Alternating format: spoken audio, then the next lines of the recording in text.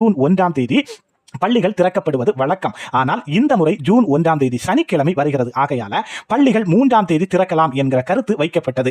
ஆனால் 3ஆம் தேதி திங்கட்கிழமை என்றாலும் அன்று பள்ளிகள் திறப்பதற்கான வாய்ப்பு இருந்தாலும் மறுநாள் 4ஆம் தேதி லோக்சபா தேர்தல் முடிவுகள் வெளியிடப்படுகின்றன. அதனால் 4ஆம் தேதி திறப்பதற்கு வாய்ப்புகள் இல்லை. அதோடு பல இடங்களில் கோடை வெயில் அதிகரித்து உள்ளது. வெப்ப அலை எந்த ஆண்டிலும் இல்லாத வகையில இந்த ஆண்டுல அதிகமான வெப்ப அலையில் கோடை வெயில் அலை வீசுவதால எப்போது பள்ளிகளை திறக்கலாமா அல்லது பள்ளிகள் திறப்பதை ஒரு வாரம் அல்லது 2 வாரங்கள் தள்ளி போடலாமா என்பது பற்றியும் விவாதிக்கப்பட்டது.